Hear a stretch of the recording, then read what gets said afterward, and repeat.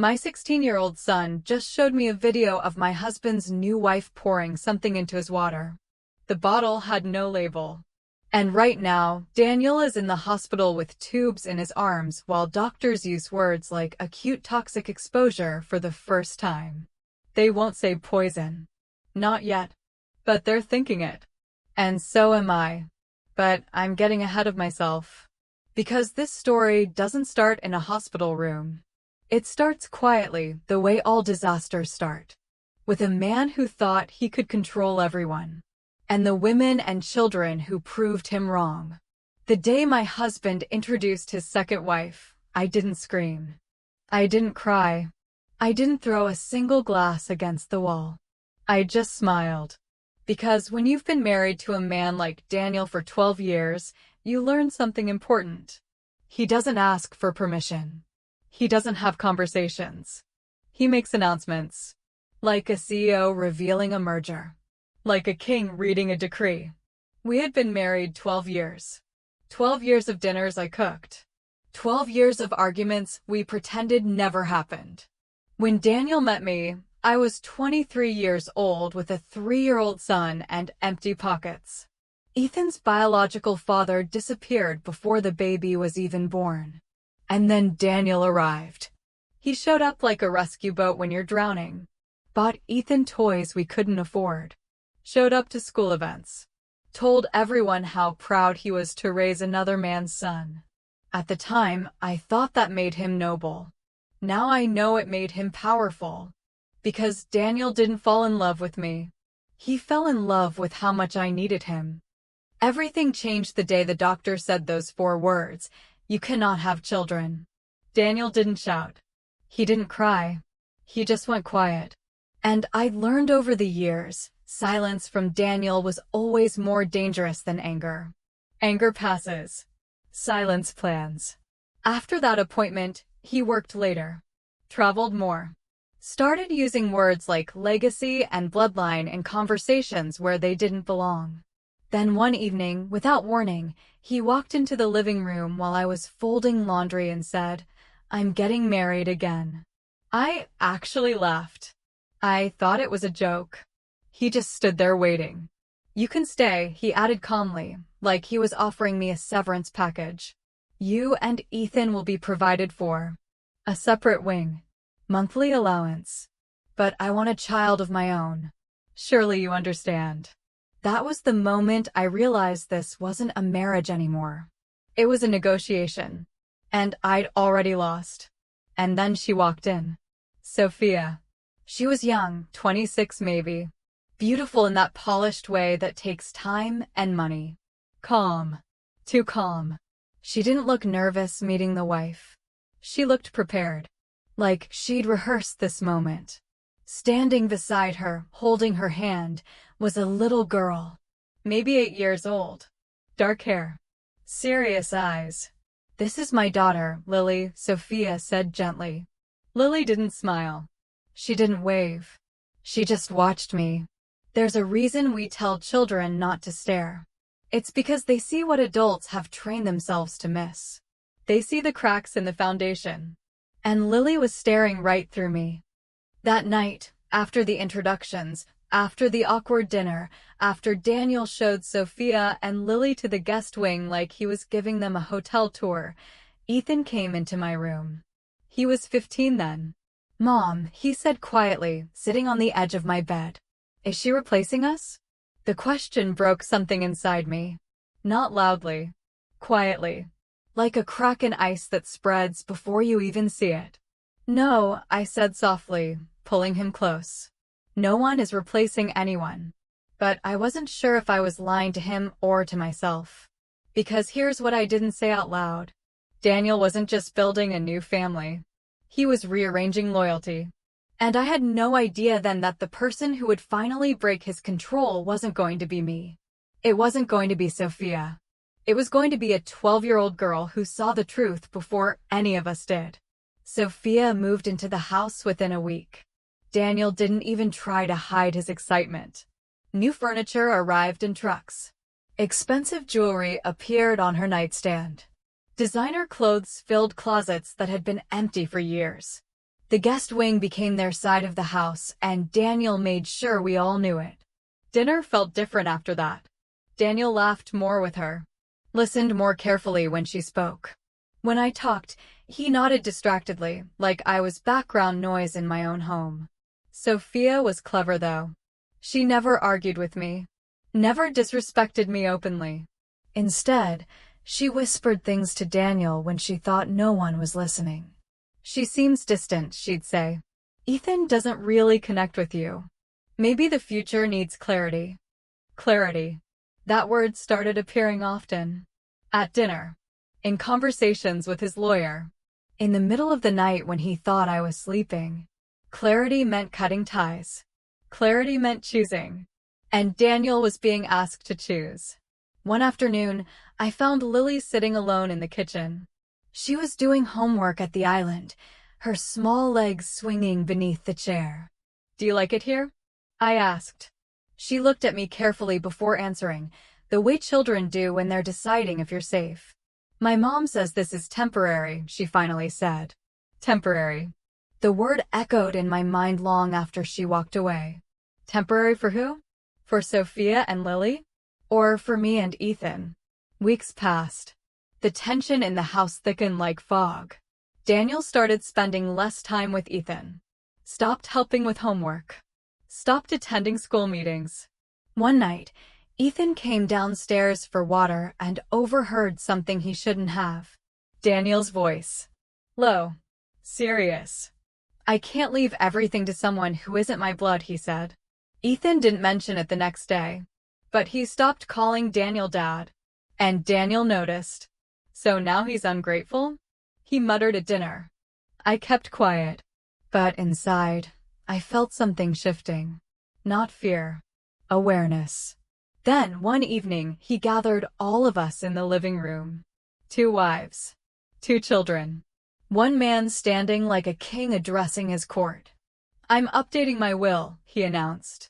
Sophia squeezed his hand. Ethan stared straight ahead. Lily's eyes moved between everyone nervously. "I need to know who stands with me," Daniel continued. "From now on, this house runs on loyalty." That was the moment I understood something chilling. This wasn't about love. It was about control. And Daniel believed he controlled all of us. What he didn't realize was that children grow up faster when they feel threatened. That same night, I heard whispers in the hallway. I opened my door slightly. Ethan and Lily were standing together in the dark, whispering, planning. When Ethan saw me, he didn't look scared. He looked determined. "Mom," he said quietly, "I think something's wrong." It started with headaches. Daniel never got headaches. He was the type of man who bragged about never getting sick. Strong blood, he used to say. Good genes. So when he came home one evening holding his temples, I noticed. Sophia noticed too, but her reaction was different. I looked concerned. She looked alert. "It's nothing," Daniel muttered, loosening his tie. "Just stress." But the headaches didn't stop. They turned into dizziness. Then nausea. Then long nights locked in the bathroom. Within 2 weeks, the strongest man in the house could barely walk straight. Doctors ran tests. Blood work. Scans. Everything. Nothing made sense. Maybe exhaustion, one doctor suggested. But exhaustion doesn't make a man collapse in his own kitchen. The night Daniel fainted, Ethan was the one who caught him before his head hit the marble floor. Sophia screamed. Lily froze. And I watched Sophia's face. Not panic. Not fear. Calculation. Daniel was admitted to the hospital the next morning. Machines beeped around him. Tubes in his arm. For the first time in years, he looked small. Weak. Human. Sophia barely left his side during visiting hours. She held his hand dramatically whenever nurses entered the room. She cried at the right moments. But when she thought no one was watching, her expression changed. Cold. Focused. Distant. Ethan noticed it too. That night, when we returned home, he knocked on my bedroom door. "Mom," he said quietly, "this isn't random." I sat up. What do you mean? He hesitated. Then he pulled out his phone. I've been recording things. My heart skipped. Recording what? Conversations. Just in case. When did my 16-year-old son start thinking like a soldier? He pressed play. At first, it was just background noise. Then Daniel's voice. I'll change it next week. Once the paperwork is ready. Sophia's voice followed. And if something happens before that? A pause. Then Daniel chuckled weakly. Nothing's going to happen. The recording ended. Ethan looked at me. There's more. He showed me a video clip he had secretly taken 2 nights before Daniel collapsed. Sophia in the kitchen. Alone. Opening a small bottle. Pouring drops into Daniel's glass of water. My blood ran cold. Are you sure that's not medicine? I whispered. Ethan's jaw tightened. She told Lily it was vitamins. Vitamins don't come in unmarked glass bottles. The next day at the hospital, Daniel's condition worsened. Doctors looked confused. One of them pulled Sophia aside for questioning about medications. She answered smoothly. Too smoothly. When the doctor walked away, Lily approached me quietly. Can I tell you something? She asked. We stepped into the hallway. Her hands were shaking. I told Mom to stop. Stop what? She said it was just to make him weak, Lily whispered. Not to hurt him. Just to speed things up. My ears rang. Speed what up? The will. The word hit like thunder. So this was it. Daniel wanted to rewrite everything, possibly remove Ethan entirely. Sophia found out. And instead of waiting, she decided to act first. But Lily wasn't finished. He was going to leave her too, she said softly. I heard him on the phone. Everything froze inside me. Daniel had been playing both sides. Promising Sophia security. Promising me protection. Planning to cut us both once he secured what he wanted. And now the game had turned deadly. Daniel didn't die. But he didn't wake up either. The doctors finally called it acute toxic exposure. They still wouldn't say poison. But they were thinking it. And so were we. The house felt different after that. Quieter. Like it was holding its breath. Sophia stopped crying. That was the first thing I noticed. The dramatic tears were gone. She moved around the house calmly now, almost impatiently. Like she was waiting for something to finish. Ethan wasn't waiting. He locked himself in his room that night and started going through every recording he had saved. Conversations. Footsteps. Fragments of whispers. And then he found something that made his face go pale. He came straight to me. You need to hear this. He pressed play. It was from 3 days before Daniel collapsed. Sophia's voice. Low. Careful. You said once the new will is signed, we're secure. Daniel replied, irritated. I said you'd be comfortable. Don't push it. A pause. Then Sophia again. And what about Lily? You and Lily will be fine, Daniel said coldly. But don't forget, everything is still in my name. The silence after that felt dangerous. Then Sophia's voice, sharper this time. You promised. And I can change my mind, Daniel snapped. The recording cut. My stomach twisted.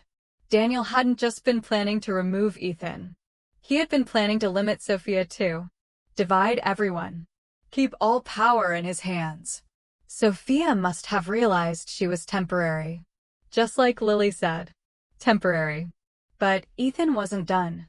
There's one more, he said. This one was different. It was recorded the night Daniel fainted. You could hear the kitchen faucet running. Glass clinking. Then Lily's voice, small and scared.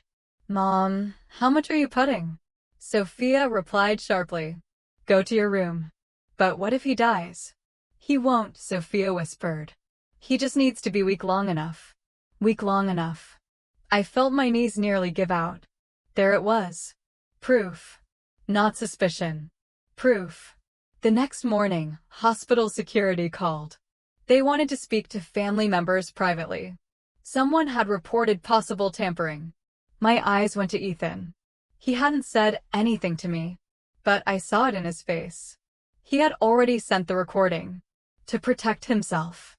To protect us. Sophia received the news differently. When hospital staff informed her that toxicology reports were being expedited, her calm mask cracked. For the first time, she looked afraid. Real fear.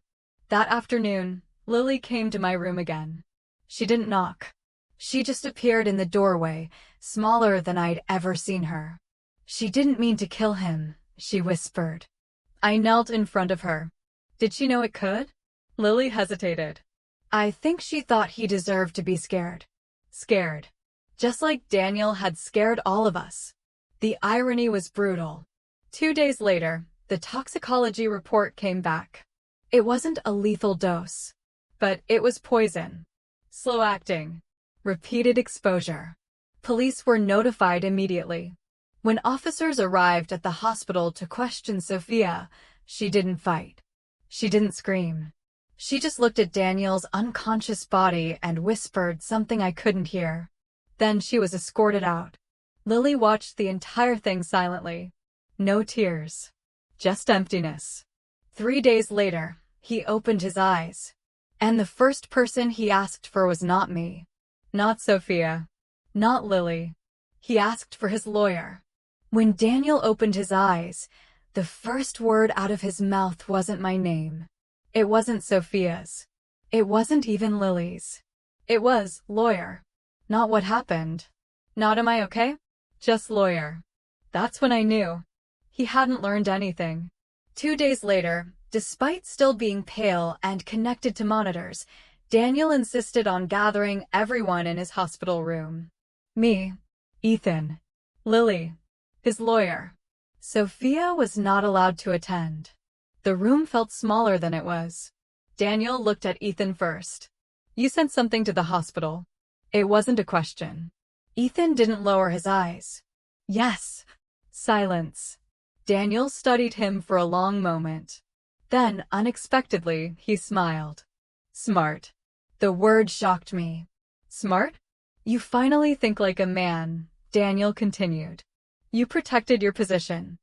Position. That's how he saw family. Positions. Assets. Moves on a board. I felt anger rise in my chest, but I stayed quiet. I needed to hear what he was about to do.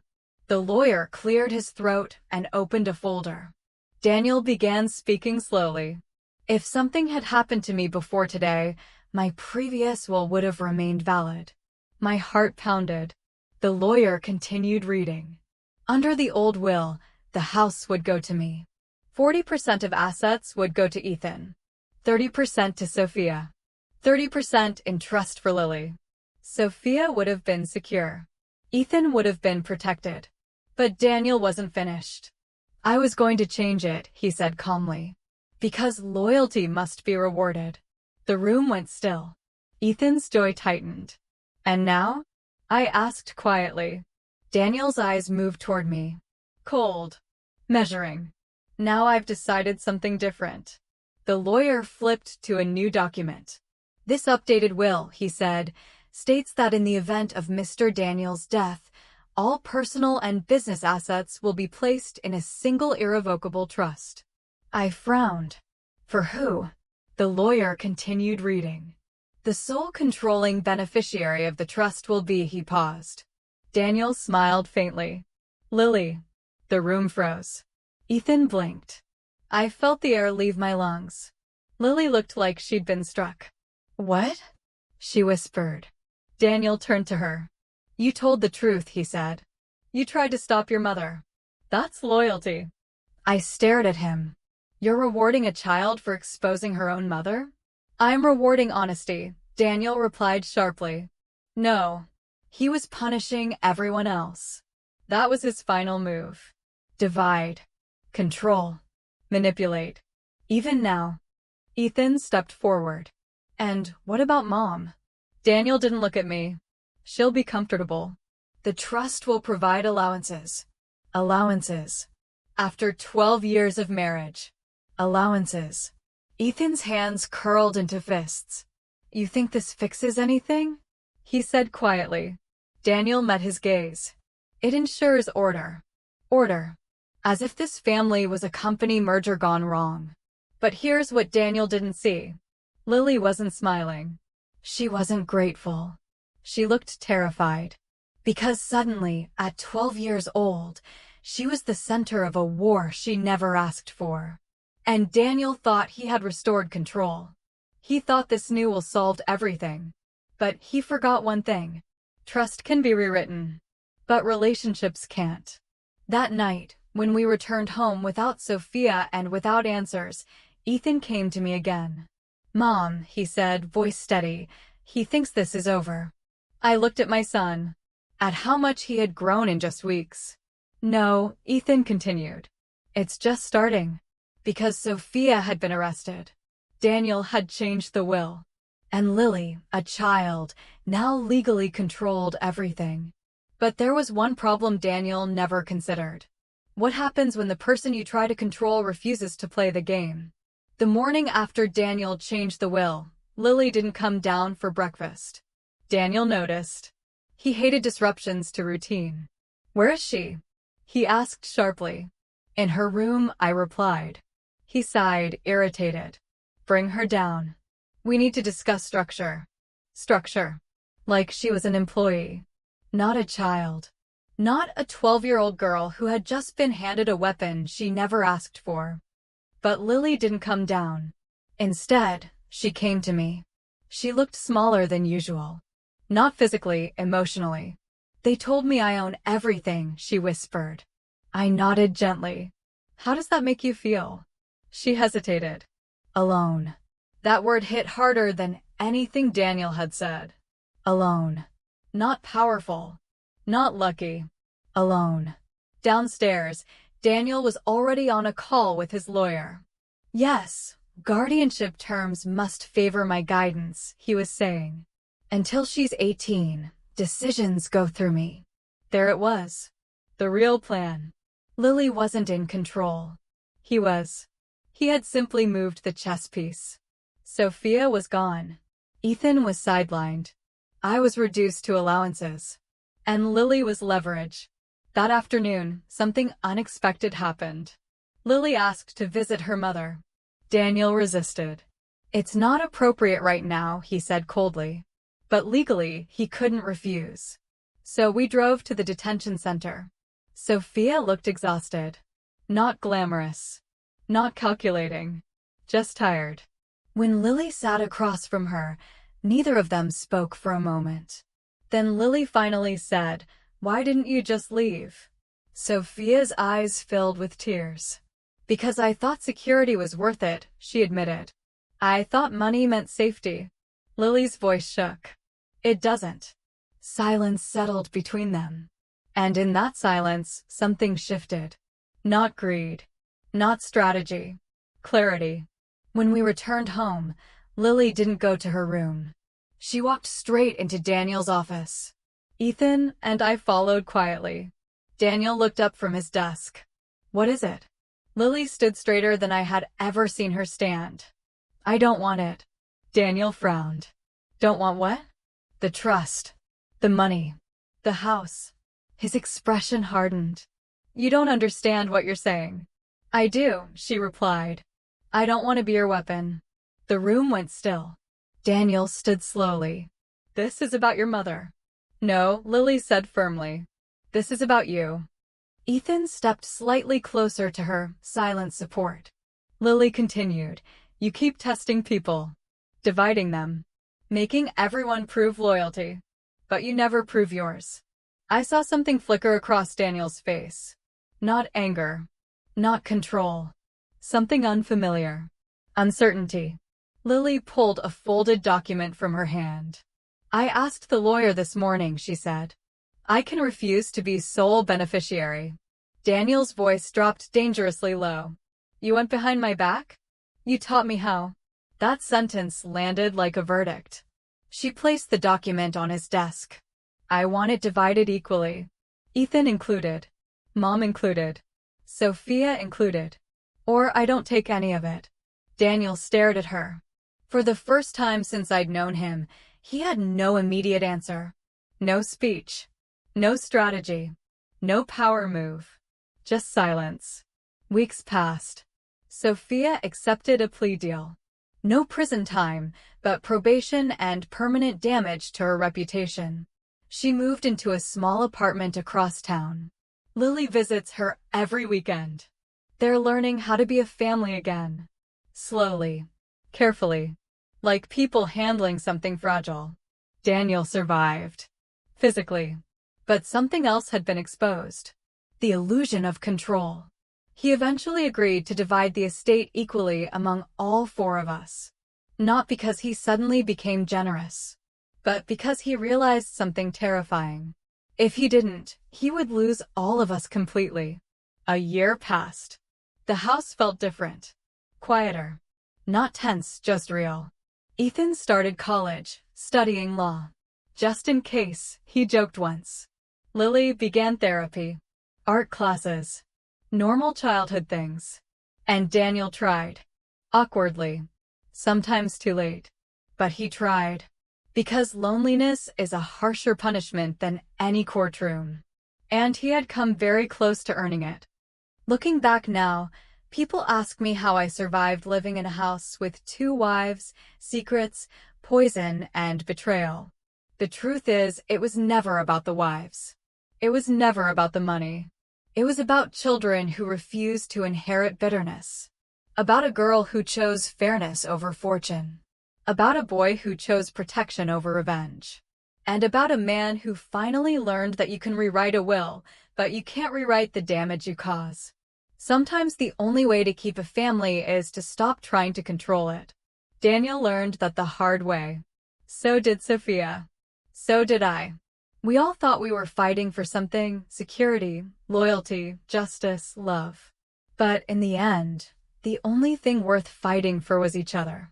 And we almost lost that.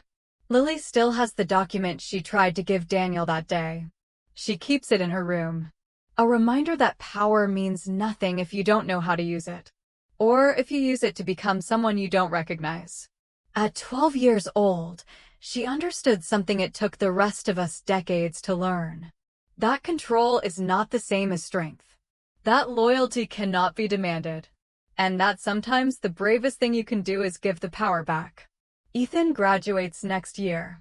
He wants to be a defense attorney. Not for the money, he says. For the people who need someone to believe them. Daniel still doesn't quite know how to be a father to him. But he shows up. That's where it starts. That's where it always should have started. As for me, I stopped being the quiet wife. I stopped being the patient one. I started being the one who speaks. The one who sees. The one who stays not because I need to, but because I choose to. And that makes all the difference. Lily drew a picture last month. It hangs on our refrigerator. It shows 5 people standing in a circle.